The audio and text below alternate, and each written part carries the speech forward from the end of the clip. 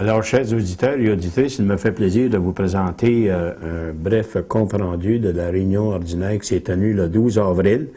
Alors, ça a débuté avec une demande verbale. Quelqu'un nous a mentionné qu'il y avait beaucoup d'encombrements à une résidence à l'entrée de la ville. Alors, le conseil, même la municipalité, a été saisie. Il va rencontrer les propriétaires pour tenter d'apporter un meilleur coup d'œil à l'entrée de notre ville. En deuxième, nous avons eu aussi l'Assemblée publique qu'on appelle de consultation concernant la révision du schéma d'aménagement de la ville. Alors ça comprend le schéma d'aménagement de l'ensemble de la MRC. Comme vous avez, nous, étant une ville mono-industrielle, vous avez aussi à Ville-Marie, dans d'autres communautés, qui sont de l'agriculture. Alors, faut qu'il y ait un genre d'aménagement qui soit fait pour rendre avec le gouvernement, rendre conforme par aire ou détendu de territoire. Alors, l'agriculture, ça doit se matcher ou s'associer ou avec une réglementation. Et dans notre cas ici, nous, ça ne nous frappe pas tellement, à part que des endroits, le règlement d'urbanisme principalement et les aires de zonage. Aussi, nous avons eu la présentation de nos états financiers par la firme Champagne, Benhumeur et Guimont, qui sont venus nous présenter les états financiers pour 2010. Alors, je pense qu'on on a fini avec un surplus de 38 000 et naturellement, je pense qu'il faut le comptable, le vérificateur nous a dit que notre tenue de livre il n'y avait pas de recommandation à faire, que ça allait bien.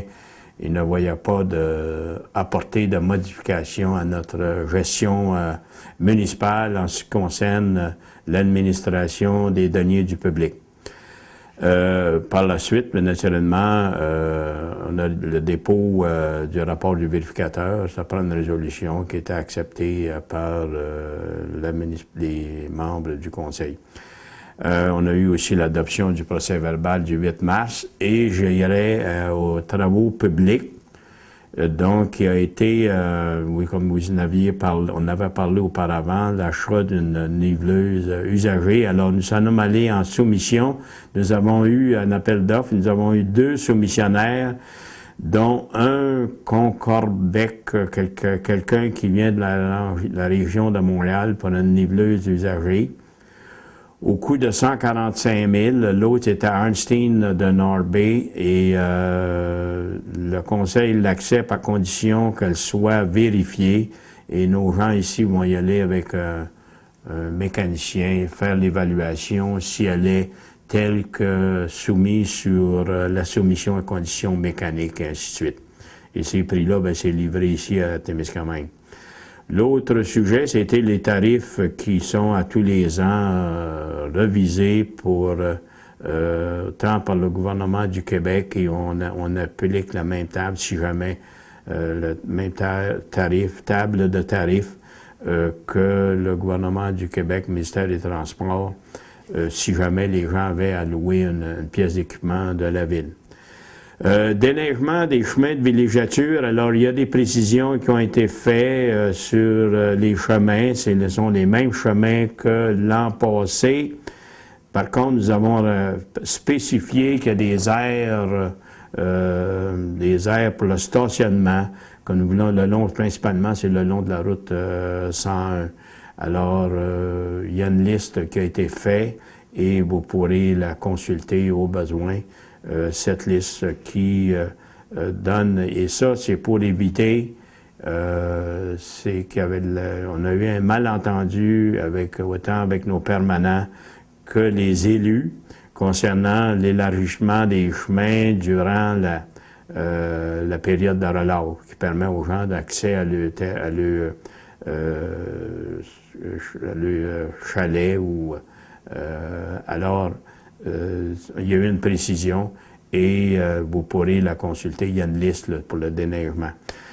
L'autre, c'est l'appui au club Le Voyageur sur Neige, subvention pour pont. Alors, le club de Voyageurs sur Neige avait des subventions pour la projet de construction de 2 ponts qui relieraient le Témiscamingue à l'Outaouais.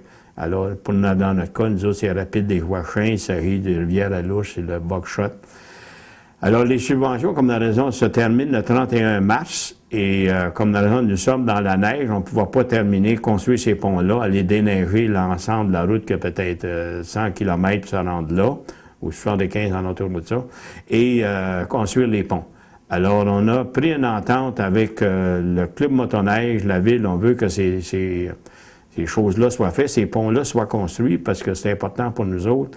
Alors, il fallait assurer le gouvernement, qui est le ministère et la SDT, le ministère des Ressources naturelles, que dans l'éventualité où le club motoneige ne ferait pas les ponts, la ville s'engage à rembourser ces montants-là qui sont de 40 000 maximum 40 000 Alors, le club de motoneige a déjà le matériel, les matériaux pour aller construire ces ponts-là aussitôt que le printemps. Alors, il faut que ça soit construit avant le 22 juin.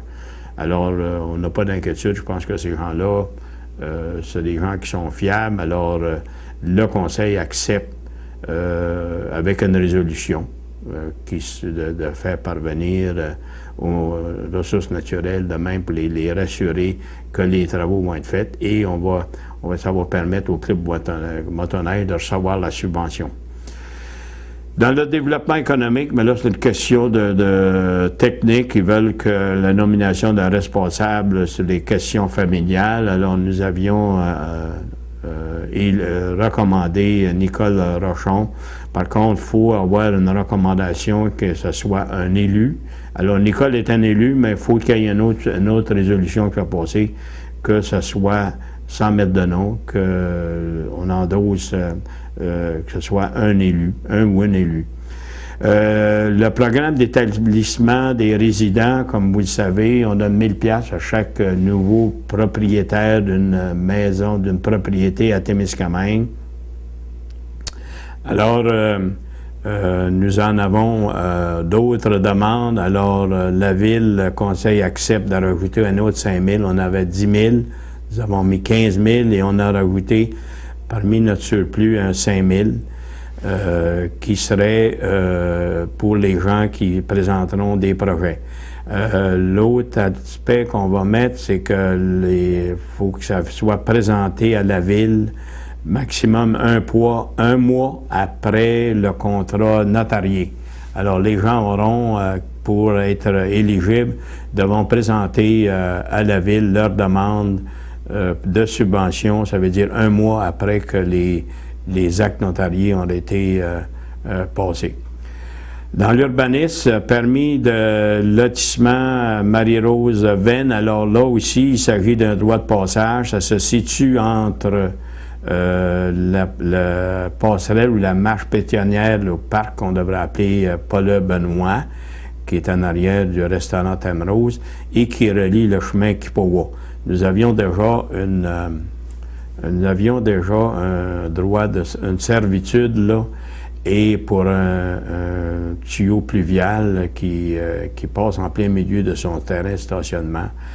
Alors, le fait qu'il y a des compensations parce qu'elle a fait une division sur son terrain, elle doit céder pour fin public 10 % de son territoire ou l'équivalent de la valeur foncière.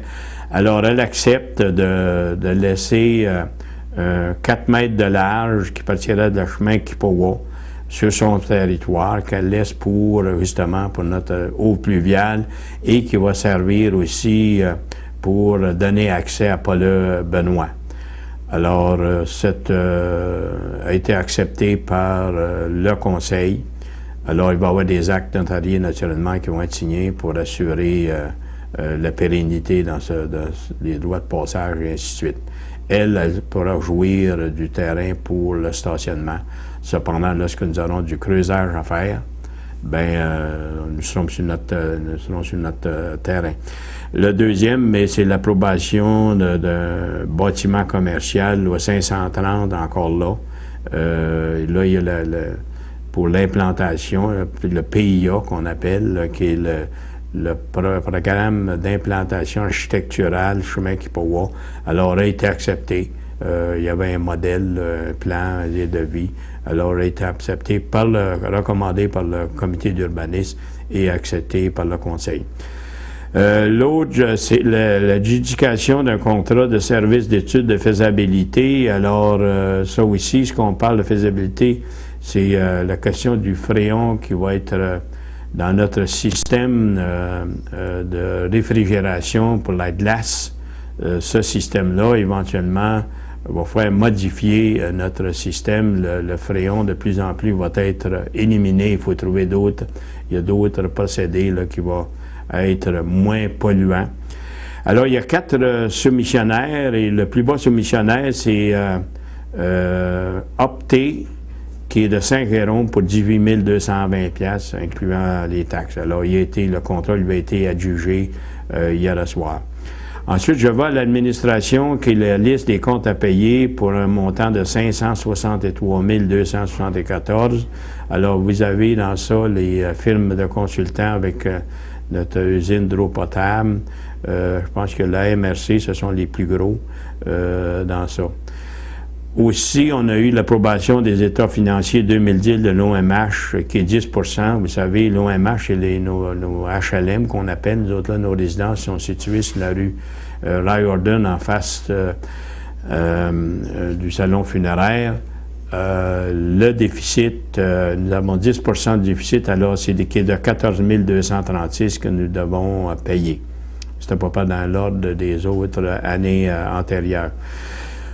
Aussi, restons avec l'OMH, il y a des gens qui vont libérer ou vont décider de ne pas renouveler leur mandat au conseil de l'OMH. Il s'agit de la présidente, Mme Louise Forgette, qui laisse la ville et elle va laisser la présidence. Elle retourne dans son patelin familial. Alors, ces gens-là, et Vianney Dumas, qui ne renouvelle pas son mandat, qui je pense qu'il est échu au mois de juin. Alors, 2 personnes ont été nommées. Il s'agit de Pierre Benoît, qui est un élu, conseiller chez nous, et de Denis Bisson, qui vont remplacer ces 2 personnes. L'autre, c'est la proclamation de la semaine du recensement. Alors, le gouvernement fédéral nous demande de proclamer, de répondre au questionnaire du recensement, et ça fait du 9 au 13 mai. Alors, s'il vous plaît, lorsque vous avez été recevoir une formule de recensement, tentez d'y répondre. Je pense que c'est important pour l'ensemble du pays, connaître comment ça donne des directives au gouvernement, des orientations, comment gérer le pays, que ce soit pour les revenus, les conditions de vie, qualité de vie, etc. Alors, j'ai aussi l'usine d'eau potable, des demandes de paiement, le paiement numéro 15, qui est de 221 499 $. Alors là, il est autorisé, mais il y a des sous-traitants qui ont déclaré, eux aussi, qu'ils veulent être payés. Alors, le directeur général est mandaté pour s'occuper de s'assurer que ça soit dans la légalité.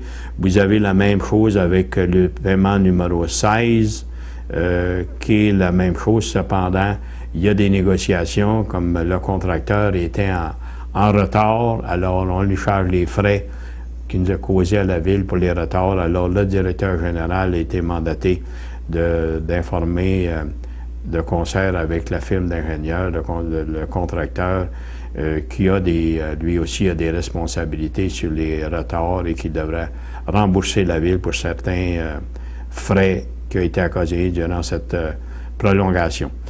On a une avance de fonds de 19 500 $. Alors ça, c'était le plan de relance. Alors, c'est une avance de fonds qui va nous être remboursée. La Corporation Passe du Lonceau peut payer certains sur la foresterie, entre autres. Il y a des consultants, alors on veut qu'ils soient payés, qu'ils n'attendent pas de 6 mois avant qu'ils aient de l'argent. Pour le dossier fusion de C3S, Témiscamingue, Kippawa. Alors, on avons discuté longuement et suite à ça, le Conseil, c'est sûr que ça ne fait pas l'unanimité. Par contre, ce qu'on dit, il semble que, d'ailleurs, on a eu une lettre du député qui nous dit, puis il l'a dit à l'Assemblée qui s'est tenue aussi il y a 2 semaines, ici un lundi, à la salle d'Ottawa. La fusion est irréversible. Il dit que le ministre ne changera pas d'idée, qu'on fasse ce qu'on voudra. Le ministre a l'idée de réduire, il y a un mandat de son gouvernement de réduire de 10 % les frais administratifs. Et on nous garantit aussi, on a ça par l'écrit, qui nous garantit les services à la population, nos services de santé, incluant les services, le corridor avec l'Ontario. Alors, devant ça, nous, on dit, on peut-être mieux de tenter de négocier au lieu de se faire imposer. Alors, naturellement, c'est sûr qu'il y a déjà des gens qui ont été nommés. L'ex-présidente, Nicole Rochon, nous a assuré que les gens qui ont été nommés sur le comité provisoire sont capables de tenir le bout. Autre chose qui est importante dans ça, c'est que c'est un comité paritaire à nombre égal. Alors, ça ne se va pas par la population. Si Ville-Marie, par exemple, on a 5, ils ont 5 qui sont sur le conseil, nous en aurons le même montant. Alors, on appelle ça un comité paritaire, égal à égal. Et aussi avec alternance pour les réunions, lieu des réunions, alternance avec la présidence, en tout cas, c'est des choses qui... Et politique aussi pour nos spécialistes, nos médecins et ainsi de suite. Alors, il semble que nous ne serons pas perdants lorsqu'il va arriver qualité de service chez nous et c'est strictement administratif. Alors, devant ça, nous devons continuer à négocier avec la région, pas la région, mais donc j'ai oublié le nom là, de l'agence pour arriver et ne pas perdre trop des culs dans toute cette transaction-là. Et c'est sûr qu'on va, nous aussi, informer. Il y en a d'autres qui vont être nommés. Et là, la population va en avoir un nommé et on mettra des gens qui vont défendre nos intérêts. L'autre sujet que j'avais à titre d'information, c'est que vendredi passé, nous avons eu, et vous allez voir, le canal communautaire va vous présenter ce qu'on appelle l'évacuation en forêt, sauvetage en forêt, lorsqu'il arrive, par exemple, des accidents avec les motoneiges ou en VTT. Alors, nous avons un organisme chez nous, nous sommes fortunés de l'avoir, qui s'appelle RESTEM. Des gens qui se sont qualifiés, qui ont suivi des cours, qui ont été formés pour assister nos gens si jamais il y avait des accidents en forêt. Et ils vont assister naturellement les ambulanciers à récupérer les gens qui ont eu une malchance en forêt. L'autre que j'avais, le gouvernement, j'étais à Québec il y a 2 semaines, le gouvernement va faire que les élus soient formés. Il y a 10 heures de formation qui sont données à tous les élus, c'est obligatoire. Alors d'ici, c'est 2012, nous devrons former les élus. Alors, tout l'ensemble de la MRC, il y en a 140 qui devront être formés. Alors, chez nous, on les a informés hier soir que nous devrons planifier une journée de formation pour les nouvelles gouvernances qui va se tenir avec les changements et la transparence, naturellement, avec tout ce qui se passe dans les grands centres. Vous voyez ça à la télévision. Alors, nous, il faut s'assurer qu'on va bien gérer et surtout bien dépenser les deniers du public. Alors, devant ça, je vais remercier le canal communautaire encore de nouveau. Je le félicite. Ils s'en vont sur Internet. Ils ont déjà commencé, d'ailleurs. Alors, je les félicite. Et pour moi, je vais être, les prochaines 2 semaines, je vais être à l'extérieur du pays. Je vais passer Pâques à Moscou, en Russie. Alors, on va penser à vous autres et je vous souhaite une joyeuse Pâques et bon congé durant cette période. Une nouvelle acquisition, Monsieur le maire? Oui, ça nous fait plaisir. Quelque chose qui va nous permettre pour nos touristes qui se font du plein air, tant en motoneige qu'en tout terrain. Alors, si jamais il y avait des urgences avec l'étendue de forêt que nous avons, puis le nombre de kilomètres de sentiers que nous avons d'ici à Mattawa et vers la rivière du Moine, ça va être important pour nos gens. Espérons qu'on n'aura pas à l'utiliser trop souvent. Oui, parce que c'est pour les accidents. Raymond Letourneau, allô, ça fait longtemps qu'on ne s'est pas parlé. Restem doit être fier d'avoir ces nouveaux équipements. Oui, on est très fiers que la Ville ait comblé un besoin qu'on avait, justement par rapport à l'évacuation des victimes dans les situations que M. Barrette a spécifiées. Puis nous, ça va nous permettre de pouvoir mieux intervenir. On a 2 types d'équipements qui correspondent exactement aux besoins qu'on a pour pouvoir aller faire, comme on disait, l'évacuation des victimes à des endroits où les ambulanciers ne peuvent pas nécessairement se rendre et se déplacer. C'est un gros plus, puis on remercie M. le maire et tous ses conseillers d'avoir bien voulu faire la démarche pour nous, parce que c'est quand même un équipement qui est coûteux, mais on est prêt à en prendre soin puis à s'en servir adéquatement. Là, je vais me déplacer. C'est réciproque. Nous, on est fortunés d'avoir un organisme comme Restem qui s'occupe de nos personnes là, qui sont en péril ou ainsi de suite. Alors, c'est sûr que c'est plus rassurant pour une ville comme Témiscamingue d'avoir cet organisme-là qui est très actif. Puis, on vous félicite. Ça nous fait plaisir à part de ça de vous avoir aidé. Pour me donner un peu l'historique, le pourquoi ce matériel, à votre gauche, c'est M. Jean-Philippe. Qui est directeur des travaux publics. Parfait. Fait que je vais me déplacer. Si vous voulez vous coller sur M.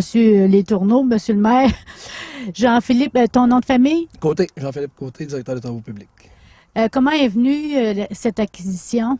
Ben, en 2009, juste pour relater l'histoire un peu, il y avait eu un décès ici sur le sentier de motoneige derrière chez M. Jacques Goulet environ pour se tuer les gens. Puis, il y a eu un peu de confusion lors de l'évacuation, que ce soit les pompiers étaient présents, les ambulanciers. Fait que là, suite à ça, il y avait des motoneigistes sur place, mais les ambulanciers et les pompiers, même la Sûreté du Québec était là. Nous, on était appelés le club de motoneige, mais c'était pas vraiment coordonné les affaires. Là. Fait que suite à ça, il y a eu un meeting, une réunion quand même assez importante avec des acteurs comme Restem, la Ville de Témiscamingue, la Sûreté du Québec, les ambulanciers, pompiers et des gens de la sécurité publique Rouyn-Noranda. Fait que c'était assez régional. Fait que là, on est en venu à un consensus que, bon, on n'avait pas vraiment les équipements peut-être pour transporter ces gens-là. Le traîneau était à la caserne, les motoneigistes, on était un peu éparpillés dans le village sur le club de motoneige. Fait que avec une entente avec Restem ont décidé de prendre, si on veut, le contrôle d'apporter les secours aux victimes sur le terrain, sauf qu'on avait une déficience, on n'avait pas vraiment les équipements, les motoneigistes sur le club, on n'est pas tout le temps disponible, il y a des gens à l'usine, il y en a un peu partout, du monde en vacances, fait que c'était pas évident, fait qu'on a fait une demande avec une recommandation de M. Lessard de la sécurité publique, fait qu'il nous a suggéré de faire une demande d'aide financière provinciale, fédérale et une contribution de la ville avec ça. Fait que ça a tombé un petit peu sur la glace, mais au mois de janvier 2011, le dossier est réapparu. Fait que là, on s'est consulté avec Restem. Il y a eu des petits changements un peu là, dans les équipements, mais finalement, on a mené le dossier à terme. Fait qu'on a réussi, on va dire, à s'équiper d'une motoneige et d'un VTT, ainsi que le petit trailer qui se transforme en traîneau en dessous du gros traîneau qui était déjà à la ville de Témiscamingue avec des équipements à l'interne qui sont fournis. Je pourrais pas dire par qui exactement, là, mais on a une sorte de régie qui s'occupe de nous appeler pour vérifier le contenu de ça. J'ai remis les coordonnées à M. Letourneau justement là-dessus. Fait qu'on parle d'un investissement des 2 remorques, la grosse, la petite. Les 2 véhicules tout-terrain aux alentours de 26 200 $ environ. Là. Moitié la ville, moitié gouvernement, sécurité publique provinciale, fédérale. Donc, Restem prend en charge, la ville doit se sentir plus sécurisée, on pourrait dire, parce que... Effectivement, comme je disais, le fait d'avoir Restem qui est établi ici à Témiscamingue et d'avoir ces équipements-là, c'est sûr que lorsqu'il arrivait un accident, comme Jean-Philippe le disait tantôt, lorsqu'il arrivait une mortalité, un accident, là, 1 an, 2 ans, je pense. Alors, pour les ambulanciers, ça devient un peu délicat. Là. Eux autres ont été obligés de laisser déserte la ville pour aller en forêt et ainsi de suite. Alors là, ils vont peut-être possiblement être capables d'embarquer un ambulancier avec eux autres pour aller prendre soin sans avoir l'ambulance, pour tout cas, quand c'est en forêt. Alors, ce sont des défauts, c'est sûr que ça va sécuriser davantage et, comme on dit, espérons qu'on n'aura pas à l'utiliser trop souvent, mais c'est fameux d'avoir ça à notre disposition et d'avoir le personnel aussi qui est qualifié pour en prendre soin et donner secours, les premiers secours à nos accidentés. Merci beaucoup à vous tous. Ça nous fait plaisir. Je vais juste vous rajouter une petite parenthèse. La grosse remorque, c'est prêté temporairement parce que la remorque qui sera remise à Restem, c'est une commande spéciale. Ils ne l'avaient pas si on veut, en stock, excusez l'expression. Fait qu'elle sera disponible dans les prochaines semaines. Celle-là, c'est juste pour faire notre présentation. Là. Fait qu'on l'attend d'ici 2 semaines environ. Là. Et le tout s'est acheté localement. Il y a, je vous dirais les 2 VTT, sauf qu'on a dû aller régionalement pour le petit trailer en dessous du traîneau. C'est Fibre de Verre Abitibi qui fabrique ce genre de traîneau-là. Et la remorque, normalement, c'était une fermée, mais il y a eu des changements. Fait qu'on avait fait travailler beaucoup remorque du cuivre à Rouyn-Noranda, il y a 1 an et demi, 2 ans dans le dossier.